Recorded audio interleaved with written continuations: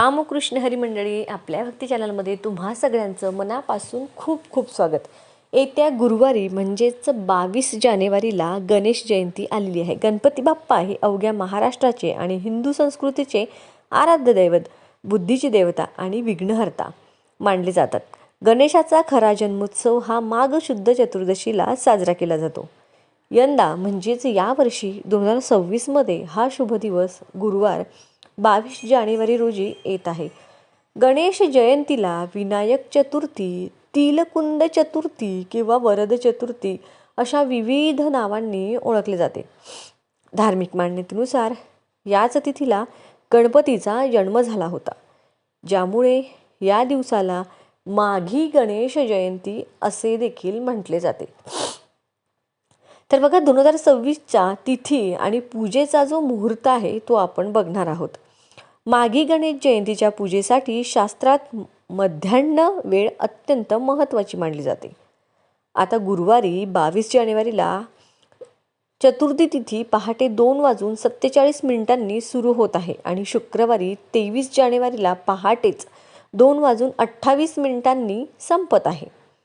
तर गणपती बाप्पांच्या पूजेसाठी सर्वात शुभ मुहूर्त हा सकाळी 11:29 ते दुपारी 1:37 असणार आहे. या काळात गणेशाची प्राणप्रतिष्ठा किंवा विशेष पूजा अर्चा करणे अत्यंत फलदायी ठरते. विशेष म्हणजे या दिवशी चंद्रदर्शन टाळण्याचा देखील सल्ला दिला जातो, कारण माघी चतुर्थीचे चंद्रदर्शन केल्यास खोटा कलंक लागण्याची शक्यता असते अशी मान्यता आहे, असे पौराणिक कथांमधून सांगण्यात येते. तिळाच्या लाडवांचा नैवेद्य आणि आरोग्याचा संबंध आहे. भाद्रपदातील गणेशोत्सवात आपण बाप्पाला उकडीच्या मोदकांचा नैवेद्य दाखवतो. मात्र माघी गणेश जयंती म्हणजेच तिळाच्या लाडवांचे विशेष महत्त्व. जानेवारी महिन्यात येणारी ही चतुर्थी कडाक्याच्या थंडीत येते. विज्ञानाच्या दृष्टीने तीळ आणि गूळ हे उष्णतावर्धक असून शरीराला ऊर्जा देतात. म्हणूनच या दिवसाला तिलकुंद चतुर्थी असेही म्हणतात. या दिवशी बाप्पांना तिळाचा नैवेद्य दाखवून तो प्रसाद म्हणून ग्रहण केल्याने आरोग्याचे रक्षण होते. तिळगुळाचे लाडू, तिळाच्या वड्या, तिळगुळ आपण बाप्पांना दाखवायचं असतं. यांनी मनाला शांती मिळते अशी भावना भाविकांमध्ये आहे. गणेश जयंती आणि गणेश चतुर्थीमधला फरक नेमका काय आहे? तर बघा, अनेकांमध्ये गणेश जयंती आणि गणेश चतुर्थी या दोन सणांबद्दल संभ्रम असतो. भाद्रपद महिन्यात साजरी होणारी जी असते ती गणेश चतुर्थी आणि मुख्यत्वे पार्थिव गणेश पूजन आणि गणपतीचे उपनयन संस्कार म्हणजेच मुंज संस्कार याच्याशी, तसेच लोकमान्य टिळकांनी सुरू केलेल्या सार्वजनिक उत्सवाशी जोडलेली म्हणजे गणेश चतुर्थी. तर माघ महिन्यातील गणेश जयंती ही साक्षात गणपती बाप्पांचा जन्मदिन म्हणून साजरी होते.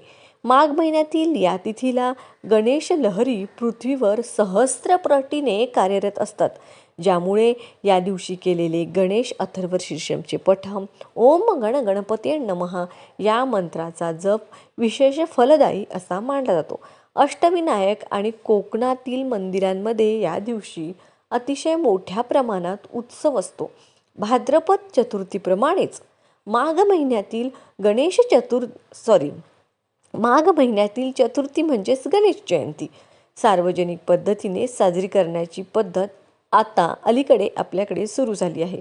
पूर्वी हा उत्सव केवळ मंदिरांपुरताच मर्यादित होता, मात्र आता आपण सगळीकडे बघत असतो की गणेश जयंती मोठ्या उत्साहात प्रत्येक मंदिरामध्ये तुम्हाला साजरी करायला दिसते. गणेशोत्सवाच्या स्वरूपात साजरा होत आहे.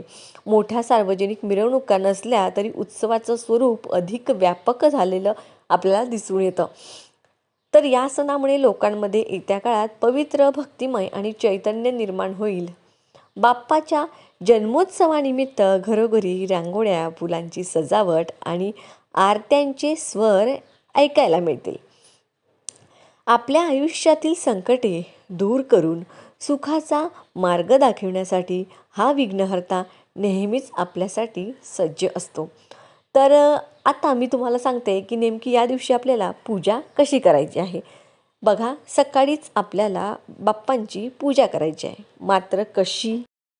तर बघा, गुरुवारचा दिवस आहे, अर्थात आपल्याला सकाळी लवकर उठायचं आहे आणि आपल्या घरातली साफसफाई म्हणजे गुरुवारच्या दिवशी बघा, बऱ्याच महिला फरशी पुसत नाहीत. हरकत नाही, ज्या पुसत नाही त्यांनी पुसू नका, आदल्या दिवशीच फरशी पुसून घ्या. दुसऱ्या दिवशी झाडू वगैरे मारून केर काढून तुम्ही स्वच्छ घरातलं वातावरण स्वच्छ करा. त्यानंतर अंघोळ करून आपल्या नियमित जी आपण पूजा करतो देवांची, ती पूजा करून घ्यायची. बाबा, आत्ता बघा, ही पूजा करत असताना आपल्याला बाप्पांना थोडं तरी असं स्पेशल ट्रीट करायचं असतं. त्यामुळे आपल्याला अशी बाप्पांची छानशी पूजा मांडायची आहे. बघा, आता तुम्ही देवघरात मांडण्यापेक्षा सेपरेट छान पूजा मांडा, काहीही जास्त करायची गरज नाही. बघा, काय करायचं, बाप्पांना ताम्हणामध्ये घ्यायचं. आवर्जून सांगेन की पंचामृताने बाप्पांना अभिषेक करा. पंचामृत म्हणजे काय, तर दूध, दही, मध, साखर, तूप. हे नसेल तर निदान शुद्ध पाण्याने आणि दुधाने तरी बाप्पांना अभिषेक करा.